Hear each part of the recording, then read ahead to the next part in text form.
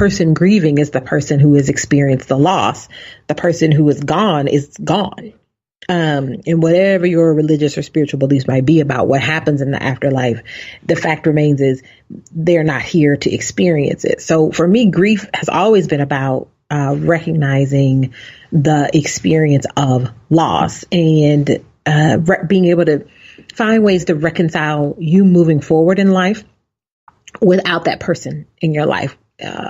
And so, I find this idea of celebrity grief interesting. I've always been fascinated by it. I was a huge, I guess, wouldn't use past tense. I was a huge Michael Jackson fan. And I know he's a complicated character. We won't get into all that in this this episode. And I was deeply impacted when he passed away. But it didn't hit home for me in the way that it did for some folks, right? Or like you talk about when Prince passes. And I think there were a lot of people that cried because they experienced a sense of grief. In the people that I've talked to about Anthony Bourdain, Kate Spade passing, the impact has been these incidents as an opportunity to reflect on their own experiences with depression, on their own experiences with darkness. And what I find particularly important for us to really take a moment and be thoughtful about in terms of what it says about where we are as a collective is the things that I keep hearing people say over and over again was like, they seem like they had it all together. Or, right, so we revere celebrities and think that their lives are enriched because of their access to wealth and power and to celebrity, right? The kind of cult of celebrity that we create in the Western world. And so I think for a lot of people, it's been particularly upsetting because the thought is, well, if they're struggling and they felt like suicide was a viable option for them, how am I managing day in and day out? And I think the opportunity in this moment is to continue to have that conversation about what are the ways in which we as individuals can be a little bit more authentic and honest in a safe spaces, right? In appropriate ways and in safe spaces about our struggles, our mental health struggles, our emotional struggles, and how we can all take a moment to be a little bit more reflective about how we are demonstrating our care and concern for those of us around us who may be struggling. But it might look really, really shiny on the outside, but there's a different story on the inside. And so I think that's a little bit maybe of what gets people to hesitate from engaging in the conversation is because if I talk about your struggle, then I have to look at my own struggle. And I don't know that I want to do that. Because there's a kind of contract of reciprocity that happens in relationships, right? So I share my stuff with you, you share your stuff with me. And so if we go there, are we really okay to go there? And I do think a lot of people feel overwhelmed about what to say because it then becomes, I think, a sense of responsibility that I must have the magic words to prevent this person from committing suicide, or that I must have the right thing to say or demonstrate the right capacity to help pull this person out of a depressive episode. And that's a heavy enterprise. I am a licensed mental health professional, and I have not worked with a lot of suicidal clients, but I've worked with enough, and I remember them all because coming in close contact with someone that is in that depth of despair is not something that you easily forget or brush aside, even in my professional capacity. And I think we have to just, in some ways, I don't want to say normalize, but I think we have to get a little bit more comfortable with the reality that suicide is, it's a common option for folks. And it's also, in lots of cases, preventable in the right set of circumstances. And I think that's the hard part, to be able to look at both sides of that. What I find interesting about what you're saying is the empathy surrounding talking about suicide and being able to really connect with the person. But I think that there's a correlation between suicide and depression, anxiety, and all of this. And that correlation is people don't understand it. So they don't know what to say. And I don't think that that's just a suicide. I think that's just how people are. People have a tendency, if it's something they don't understand or it's not their experience, to dismiss it. I remember the interview that Tom Cruise did, in which he disrespected what was it? Shields. Yes, for taking for taking antidepressants. Postpartum depression, right? And that's not a real thing. And Well, kudos to you for finding the wonders of Scientology and having that help you. And that's no disrespect whatsoever to Scientologists or people's personal beliefs. People's personal beliefs. That one specific. I disrespect that. I'll put that out there. Look, I'm not. Look, if you want to go, I understand. You don't have to.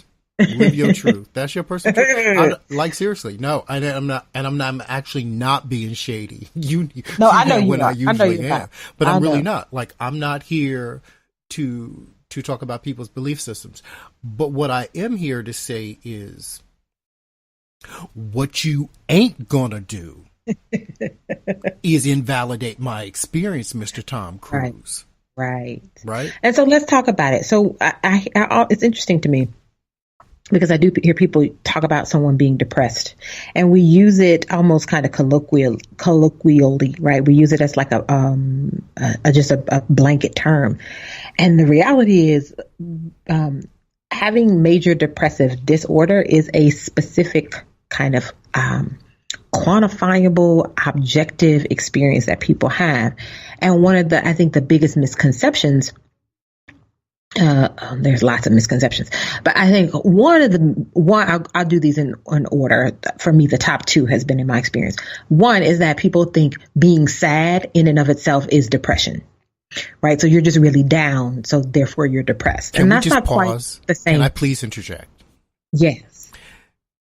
What you're saying right now is part of the reason why I do not speak to people about being depressed and dealing with major depression disorder, because the first question, or the second, or maybe it's the third, is, well, what are you sad about?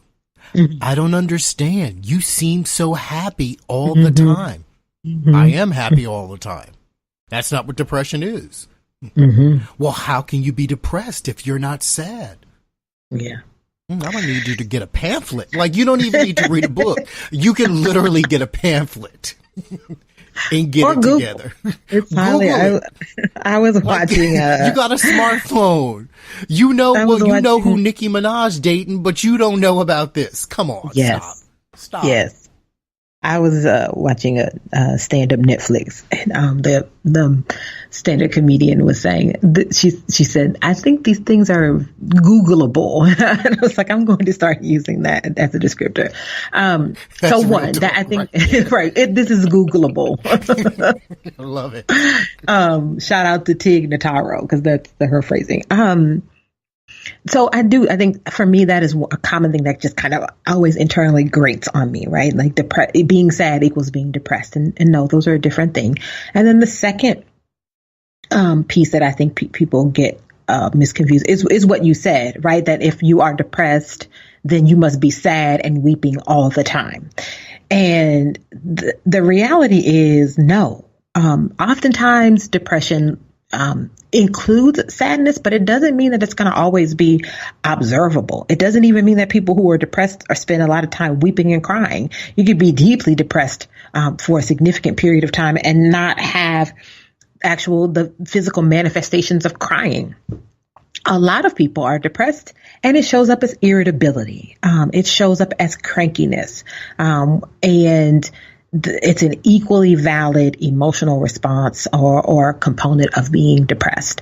But when we talk about major depressive disorder, for me, in my understanding of the disorder and in my experience in treating it, there are two pieces that come up that are, for me, the most profound aspects of depression. And that is that I really like to think about it and talk about it as a true weighing down. It's a feeling of heaviness. So the word depression is quite descriptive when we think about the mental health diagnosis of major depressive disorder. There literally feels like a blanket, a weighted blanket is kind of covering the person's experience. And that means that their capacity to be in the world is happening in a depressed way. And that has implications in terms of their ability to sleep. That has implications in terms of their appetite. That has implications in terms of their changes in weight, et cetera, et cetera. People don't experience the same level of pleasure or have the same motivation to engage in activities that are fun for them. Oftentimes people will just not have energy, period. There could be things that they really want to do, things that would be fun to do, exciting to do, but they don't have the kind of internal spark to move forward in doing that thing. What we tend to find is, though, for folks, right, and so this is, let me be clear in saying this, not everybody who experiences depression is suicidal. I'm going to say that again. Not everyone who experiences depression is suicidal. Right. Absolutely. But what we find is for people who are suicidal or for whom suicide becomes an option is there are a couple different things, and I'll get into them each specifically in a second, but there's some hallmarks that I think really overlap with symptoms of depression. And I'm sharing these because these are the things that you would really, if you are a person listening right now and you think, I wonder if, or I'm worried about, these are the things that I would be telling you to look for. And one that we see across the board for folks that are suicidal is this profound sense of hopelessness. And that is this real notable inability to have a belief that things will be better. There is this almost embedded belief that things will not be better, right? So that is where some of those symptoms of depression, right, the mood state of being sad or being irritable or feeling down, feeling depressed, it moves to this place of despair. And there is a sense that this will always be the way things will be. That's where that sense of hopelessness comes in. And sometimes people also talk about it in conjunction with helplessness. So it's that things will always be this way and I don't have the capacity to make it better. And then the other piece is, you mentioned anxiety. And so another way to think about that may be agitation. Okay. So folks feel unsettled. They feel like they can't quite calm down or feel relaxed. And that is happening in conjunction with feeling depressed. So it's this really kind of oversensitized internal experience of being simultaneously hopeless, lacking energy, but also feeling kind of like agitated and easily aroused in a negative way with things happening around you. And it also goes without saying that all of that, what you just described is individualized. Yes. Unfortunately, it's not a cookie cutter response. You can't just take and say, oh, this person has A, B, and C, and there's that. Because to your point, I actually don't deal with sadness. I'm not one to sit down and cry unless, it's a cutie in a movie being killed or something that may make me sad, But, right, seriously. But I'm a person who can get on a stage in front of 10,000 people and sing and act and lecture without any problem. Mm-hmm. But let 3 of those people surround me backstage and ask me questions, and there will be a significant problem because you're too close. You need to back away. Right. Can't be that. Yeah. Is how it manifests in me. I think that's a great point to make, that also I think is part of the myths, right? Is that I'm talking about all of these sort of symptoms and characteristics in isolation. There's always the